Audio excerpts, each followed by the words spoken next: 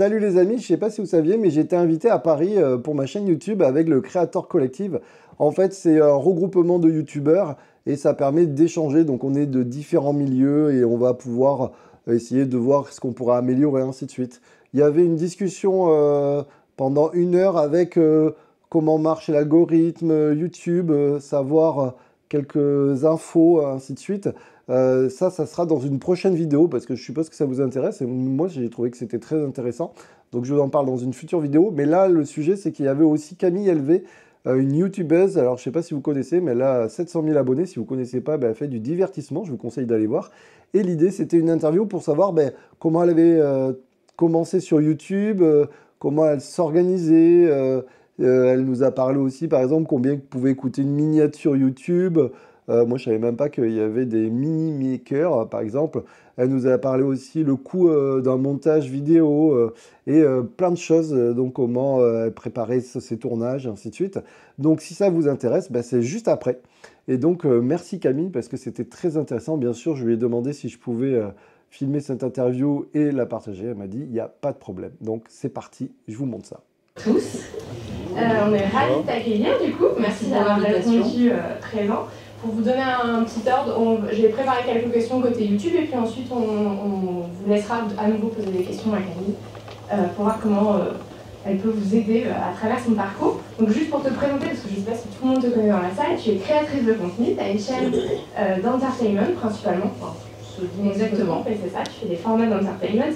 Tu t'es lancé en 2018 et aujourd'hui tu as 713 000 abonnés, donc c'est quand même une très belle réussite. Félicitations. Merci. Ma première question.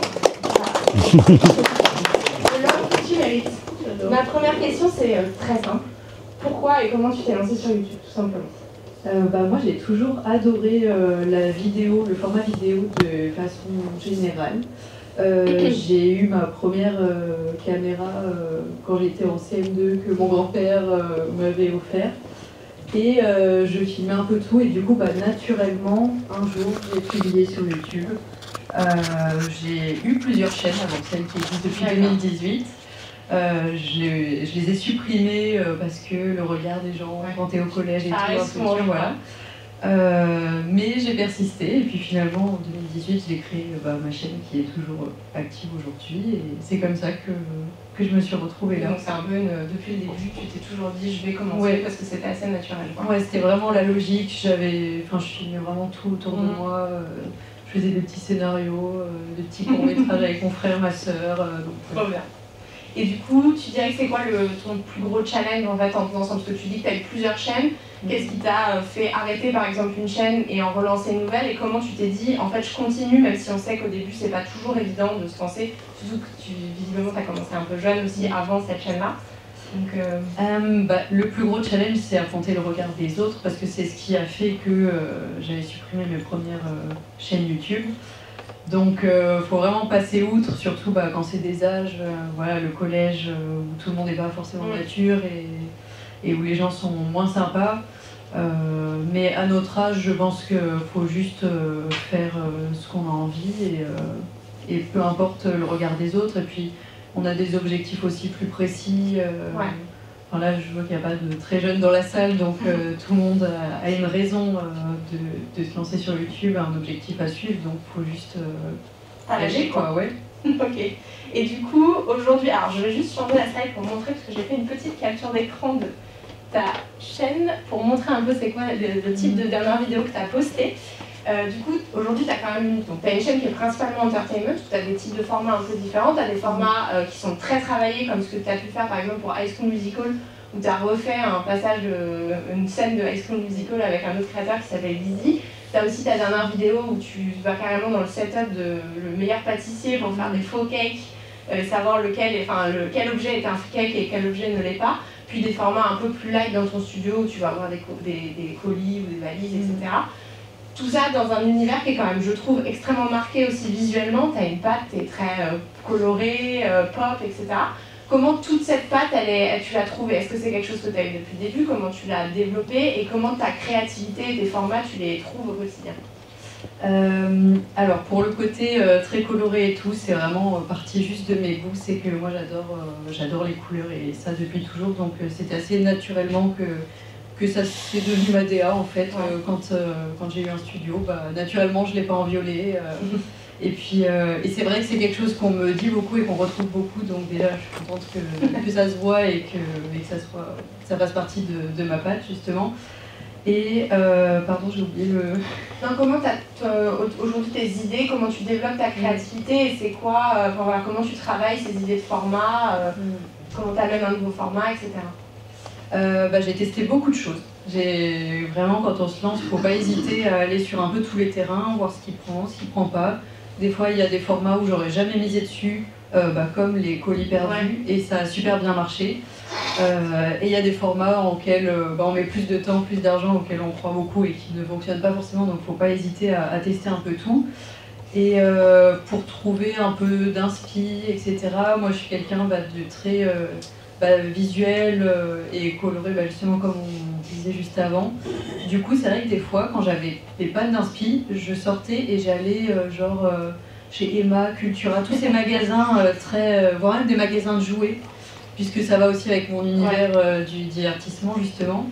Et c'est vrai que des fois ça peut donner des petits déclics et tout, ou pas hésiter à sortir, avoir autre chose que juste réfléchir face à son ordi, parce que des fois on s'enferme dans des idées, tu t'auto-persuades que c'est l'idée de l'année et en fait t'appelles quelqu'un, tu lui en parles et finalement non. Et si c'est une bonne personne, elle te dira la vérité et que c'est pas forcément la bonne idée. J'espère que les gens autour de toi te disent la vérité, parce que moi ça va. Et du coup, comment l'autre point, c'est tu publies aussi des shorts du coup. Comment toi tu utilises les shorts? Est-ce que c'est lié à tes vidéos longues ou pas du tout? Et est-ce que tu trouves que ça vient renforcer ton lien avec la communauté ou alors tu le traites totalement différemment? Au début, en short, je publiais que des extraits de mes vidéos pour ramener un peu vers les vidéos. Et je me suis un peu prise au jeu et maintenant je fais aussi des contenus exprès pour les shorts, que je faisais pas avant. Et ça marche super bien, franchement, ça m'a fait prendre vraiment un gap dans la prise d'abonnés cette année. Donc c'est aussi hyper motivant. Donc maintenant je garde un peu les deux, j'ai des shorts pour ramener vers les vidéos, puisqu'il y a la fonctionnalité où tu peux direct relinker à une vidéo, où les gens peuvent juste cliquer et aller voir la vidéo. Donc c'est pratique. Et on peut le faire entre les shorts, le vidéo relative, vous pouvez le faire à la fois sur une vidéo longue, mais vous pouvez aussi relier des shorts pour créer une petite loupe où en fait les gens vont continuer à aller sur vos contenus shorts et continuer à avoir vos shorts spécifiquement. Donc ça c'est pas mal, et puis je continue aussi de faire d'autres contenus qui n'ont pas forcément de rapport avec les vidéos. Et donc ça, je pense que ça touche vraiment d'autres personnes. Mais ça permet aussi de faire connaître la chaîne à des gens qui... t'as l'impression que ça a quand même un effet positif sur tes vidéos? Oui, carrément. Ok, trop bien. Sur un côté un peu plus pratique, puisque je sais qu'il va intéresser pas mal de gens aussi sur comment tu travailles, donc comment tu es organisé aujourd'hui? Tu as des monteurs qui travaillent avec toi. J'ai eu la chance de déjeuner avec Camille hier qui m'a dit que presque toutes ses vidéos étaient prêtes jusqu'à la fin de l'année, ce qui est quelque chose que j'ai vraiment trouvé incroyable, parce que la plupart des créateurs avec qui je travaille, je dois dire que c'est pas du tout le cas. Donc comment tu t'organises pour faire ça, sachant que tu publies des vidéos longues une fois par semaine? Une fois par semaine. Et les shorts? Et les shorts, c'est sans pression, on va dire, c'est au bon vouloir. Exactement comme l'expliquait Bart, ce qu'il faut faire pour fonctionner correctement. Et niveau organisation, du coup, moi je travaille avec des monteurs en freelance, j'ai personne à ma charge. Je travaille aussi avec des boîtes de prod ou directement des freelances pour la production pure des vidéos. Et je dirais que peut-être tous les 4 mois, je vais réfléchir à un peu plein de concepts. Tout ce que je peux faire, je me fais une énorme liste. Et puis, j'essaye de timer un peu les choses, parce qu'il y a des concepts qui vont être hyper faciles à mettre en place. Et il y en a qui vont être beaucoup plus compliqués, où il faut même regarder est-ce que c'est faisable ou pas.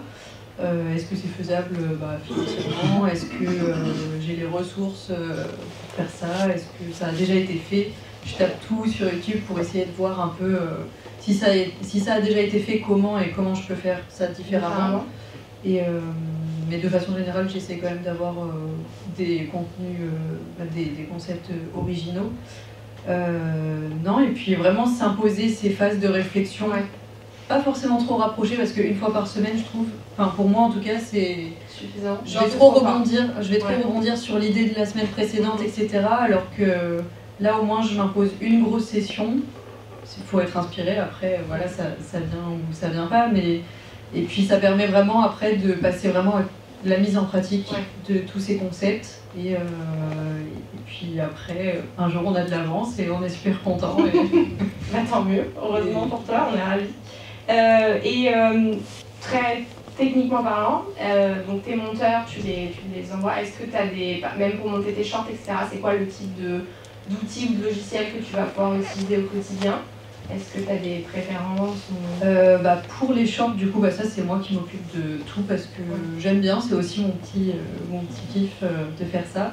Pour les shorts, j'utilise CapCut ou Final Cut en dépendant de ce que je vais faire. Mais CapCut c'est très bien et c'est gratuit, donc c'est vraiment hyper pratique, simple d'utilisation et tout. Et puis pour les vidéos YouTube, c'est vraiment Final Cut ou la suite Adobe. Ça dépend vraiment du monteur, je laisse je leur laisse pas le de choix. spécifique Non, avant j'étais pro Final Cut parce que moi c'est ce que je savais faire et j'avais un peu de mal à déléguer, donc j'aimais bien avoir la possibilité d'avoir la main dessus si quelque chose ne me plaisait pas. Et maintenant j'ai trouvé je sais ce que je veux, j'ai trouvé les bonnes personnes. Tu travailles toujours avec le même monteur du coup? J'alterne. Voilà. C'est vraiment... c'est dur de trouver des monteurs, il y en a vraiment beaucoup, c'est vraiment un métier qui explose de fou et puis il se retrouve souvent surchargé parce qu'il y a aussi beaucoup de demandes. Donc aujourd'hui, c'est moins comme avant où on avait un monteur qui faisait tout et ça le faisait. Maintenant ils ont beaucoup de clients et comme moi je veux pas avoir quelqu'un à ma charge en interne, j'ai ma petite liste et puis en fonction je me dis lui sait très bien faire ce format, lui il sait très bien faire ça. Ce qui t'offre un peu plus de liberté aussi suivant tes vidéos. Etc. Exactement, et ça me permet du coup de prendre de l'avance parce que je peux envoyer 3 vidéos en même temps puisque c'est pas la même personne qui monte les 3. Ça permet. Mais ça nécessite, ça t'a pris un peu de temps, je suppose, de trouver. Ça prend beaucoup de temps, de trouver les bonnes personnes qui travaillent bien, qui sont pros, etc. Ok, hyper intéressant. Sur un point de vue un tout petit peu plus statistique, on a discuté ensemble du coup hier et tu disais que YouTube Studio c'était peut-être une des apps sur lesquelles tu passais le plus de temps par jour. Est-ce que c'est quoi pour toi les métriques qui font que ta vidéo est un succès? Est-ce que c'est purement des vues ou est-ce que tu te dis c'est le nombre de j'aime, c'est le nombre de commentaires, c'est le taux de rétention ou plein d'autres choses? Forcément ce que je vois en premier c'est les vues puisque c'est la première donnée qui s'affiche. Après, j'aime bien voir le nombre de commentaires, parce que je passe, dès que je publie une vidéo, je passe quand même pas mal de temps à regarder les commentaires, les retours des gens et tout, donc ça c'est hyper intéressant. Et c'est même pas forcément la quantité de commentaires qui va faire que je me dis c'est une vidéo qui a bien marché, c'est plus ce que les gens vont dire dans les commentaires. C'est plus qualitatif que quantitatif. Ouais, parce que des fois quand tu sors une vidéo vraiment qui sort du lot et tout, il y a beaucoup plus de gens qui disent je commande jamais, mais là, vraiment, fallait que je te dise félicitations. Et quand j'ai ce genre de commentaires, je me dis, là, vraiment, j'ai bien travaillé, je suis contente. Et on sait aussi qu'on ne peut pas plaire à tout le monde, et que parfois on est sujet à des commentaires négatifs ou des je n'aime pas. Tu vis comment ce genre de choses? Est-ce que tu arrives à prendre du recul là-dessus? Est-ce que c'est quand même un truc qui t'affecte à chaque fois? Comment tu vis ça? Déjà, j'ai la chance d'en avoir très peu, voire pas du tout. Parce que tu as l'impression que tu as plutôt des gens qui regardent qui sont de ta communauté et qui s'abonnent, ou est-ce que... Oui, et je pense aussi que j'ai un profil assez lisse, friendly, où j'essaye de faire attention à ce que je dis, avec qui je tourne, ou la façon dont je fais les choses. Donc j'en ai pas tant, mais quand il y en a, je pense que ce qui peut le plus me vexer, c'est en mode « Ah, l'idée, elle est pas ouf ». C'est même pas des trucs perso en mode c'est mal coiffé ou quoi, c'est plus en mode c'était pas mais je pense que ça c'est avec le temps, on apprend à passer outre et au début tu y repenses en mode pourquoi il a dit ça, c'est faux, mon idée elle est super et après avec le temps tu sais que effectivement tu peux pas plaire à tout le monde et les gens qui n'aiment pas ont plus tendance à le manifester alors que les gens qui aiment bien ils regardent, ils commentent pas forcément Non mais c'est intéressant. Donc tu sais que c'est avec le temps que tu apprends à apprendre sur toi un petit peu. Trop bien. Et donc sur un autre point qui est plus sur ton organisation un peu légale de travail, pour expliquer aux gens, donc aujourd'hui tu as une société de production qui s'appelle Poupie Production, mais en fait tu es la seule salariée, parce que c'est juste pour permettre, c'est juste la structure qui fait. Tu travailles avec une talent manager mais qui est indépendante, qui s'appelle Charlotte, qui est dans la salle d'ailleurs. Bonjour Charlotte. Et donc avant ça, par contre, quand tu as commencé, je suppose que tu étais solo, puis ensuite tu as fait partie d'agences, donc Maison Grise et Spoutnik notamment. Pourquoi tu as fait le choix de sortir du système d'agence alors que tu étais rentré dedans, et c'est quoi ce que ça t'a apporté, ou alors ce que tu as peut-être un peu perdu mais que tu contrebalances par autre chose? Et bah, du coup, moi j'ai commencé avec Maison Griffe, donc c'était un collectif de youtubeurs, mais qui signaient des contrats, donc autant, ils s'occupaient autant de la production que des recherches de collaboration. C'était vraiment un full package, on va dire. Tout était inclus dedans, le lieu, les studios, tout. Donc ça, c'est pour se lancer, c'est. Et comment t'es arrivé chez eux, du coup? Ils t'ont repéré? Alors, qui a été tapé à la porte? j'ai pris tout le culot que j'avais et je suis montée sur Paris alors que j'habitais à Lyon à l'époque pour chercher un stage pour mes études. Et j'ai trouvé l'adresse. J'avais fait un CV vidéo que j'avais fait livrer avec, attention à ne pas forcément reproduire, à adapter en fonction de là où on postule, avec un pack de bière parce que je savais qu'ils aimaient bien boire dans leurs vidéos. Ce qui n'est plus forcément d'actualité. Après avoir passé plusieurs tests, du coup j'ai commencé en tant que monteuse là-bas. D'accord, donc t'as le culot à payer, voilà. C'était le tout début, on était 2 monteurs. Il y avait vraiment, c'était pas du tout aussi gros qu'aujourd'hui parce que maintenant ils sont beaucoup plus nombreux. Mais du coup ça a dû t'apprendre énormément de choses parce que monter la vidéo de notamment Pierre Cross du coup qui est dans ce collectif-là, ça doit être un truc. C'était fou parce que je voyais tout, parce que je montais et je cadrais aussi, donc ça m'a appris le déroulé d'un tournage, ça m'a appris que même si t'as des millions d'abonnés, on s'en fout, tu bégayes, tu refais tes phrases, il n'y a aucune honte et ça débloque aussi certaines choses où sans le voir, tu pourrais être plus intimidé et te dire est-ce que je suis à la hauteur et tout. Et t'avais déjà ta chaîne Camille Alder? Ouais, et du coup j'avais déjà ma chaîne, moi je faisais mes vidéos, je tournais le week-end et tout. Je faisais déjà du divertissement à ce moment-là. Et j'avais notamment fait un SOS Wistiti géant dans mon jardin, chez mes parents. Et vraiment fait maison. Voilà. Je crois que je l'ai vu, mais il faut que je la revoie. Elle date vraiment. Et c'est après la sortie de cette vidéo que Pierre m'a dit franchement c'est fou de faire ça sans budget et tout. Et franchement il m'a dit vraiment la phrase qui m'a fait le plus plaisir, c'est je suis un peu deg que t'aies fait le concept. Ça j'aurais pu le faire moi quoi. Et puis suite à ça du coup il m'a proposé de signer en tant qu'artiste et donc de ne plus être monteuse mais d'avoir ta voilà. Donc j'ai quitté mes études, j'ai arrêté l'école et j'ai signé, et donc ça a été vraiment un tremplin pour moi et ça m'a appris vraiment beaucoup de choses et ça m'a donné accès à beaucoup de choses là où au début t'as pas forcément d'argent pour investir dans des caméras etc. Là vraiment il y avait tout, donc c'est royal pour commencer. Et après j'ai assez naturellement voulu avoir mon studio, mon environnement à moi, ce qui n'était pas possible là-bas parce que on était quand même nombreux et c'est pas une maison si grande, donc chacun ne pouvait pas avoir son studio dédié. Et j'avais envie de faire un peu les choses à ma façon. Du coup, j'ai quitté Maison Grise. J'ai loué mes propres studios que j'ai décorés, etc. Je me suis occupée de la prod en interne et j'ai signé chez Spoutnik pour la partie uniquement partenariat. Okay.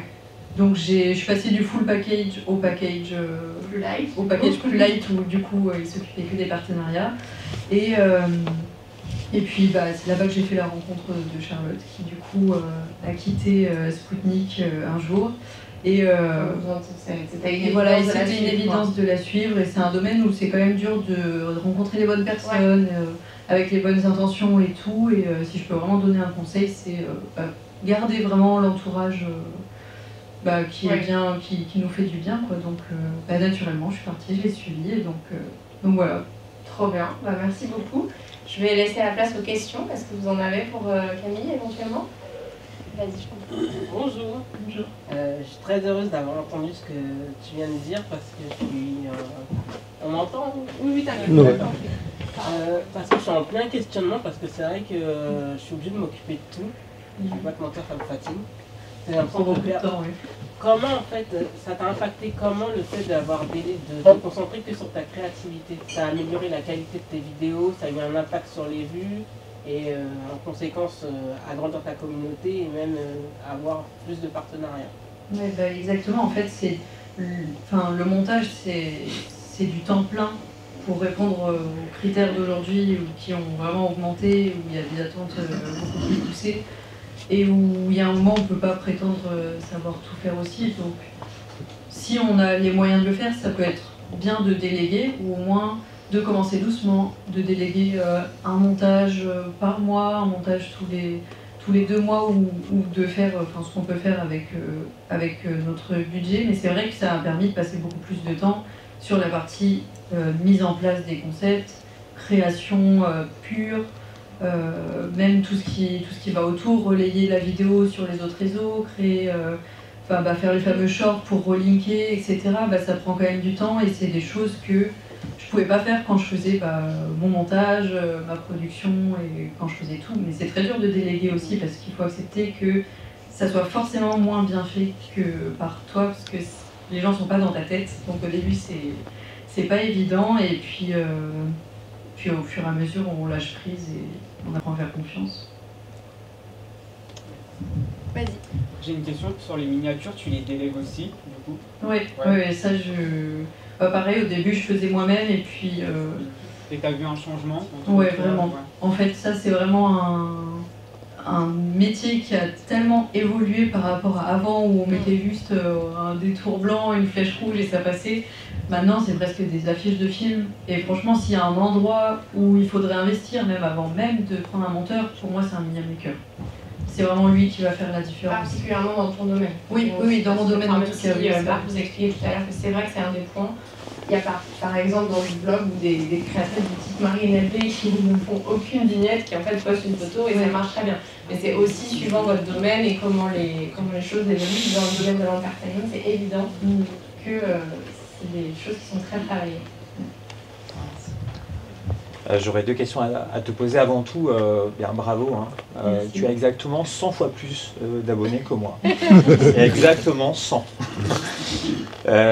Non, 2 questions très simples. La première sur l'utilisation ou pas de l'IA. Est-ce que tu utilises ChatGPT soit pour des idées, soit pour faire des descriptions ou pour autre chose? Ça, c'était ma première question. Et ma deuxième question, si on peut en parler, combien ça te coûte de faire monter une vidéo de 10 minutes par quelqu'un? Voilà. Pour la partie IA, j'utilise pas du tout, mais c'est vrai que j'ai déjà pensé parce que pour écrire des voix off, par exemple, ça pourrait être très pratique. Et Gemini aussi, je vous mais non, j'ai pas encore intégré ça à ma routine, on va dire, mais c'est l'avenir. Je pense que faut être intelligent et utiliser les outils pour gagner du temps aussi, donc faudrait que j'essaye. Et pour faire monter une vidéo, donc là, pour une vidéo, ça dépend vraiment. Pour une vidéo, par exemple, Colis perdu, où je vais être toute seule parce que du coup, le nombre de caméras et le nombre de personnes impactent le prix, parce qu'il y a plusieurs micros, il y a de la synchro à faire. Pour une vidéo où je suis toute seule, je compte entre 500 et 1000 euros. Et pour une vidéo beaucoup plus travaillée, il n'y a pas force. Si, comme par exemple une comme ça où là on peut voir qu'on est beaucoup plus nombreux, donc il y a beaucoup plus de micros, c'est aussi un plus gros concept avec beaucoup plus de caméras, là on peut être jusqu'à 1500 euros. Sachant que toi tu fais appel à des parce moteurs, que c'est le domaine du divertissement et que les critères sont élevés et tout, mais et que les prix du marché ont beaucoup augmenté l'année dernière. C'est fou, mais l'année dernière, une vidéo Colis perdu, je l'ai payée 250 euros. Ah oui, d'accord. Donc vraiment, les prix du marché ont explosé. Mais il y a toujours possibilité de trouver des personnes moins chères ou qui peuvent répondre aux critères. En fait, faut juste faire beaucoup de recherches et c'est très long. Incluant prise d'image et montage. Non, juste le montage. Okay. Prise d'image, moi, c'est souvent des trépieds, donc j'ai pas nécessairement des cadreurs sur tous les tournages. Mais quand il y en a, du coup, c'est un coût en plus. Alors du coup, ma question, qu'est-ce que tu utilises comme caméra? Je suis très Sony, donc A7C, A7S3 et FX3. C'est les 3 avec lesquels je travaille le plus. Vas-y, je t'en prie. Une question, c'est à partir de quel moment où tu es réellement professionnalisé et où c'est devenu vraiment ton activité principale?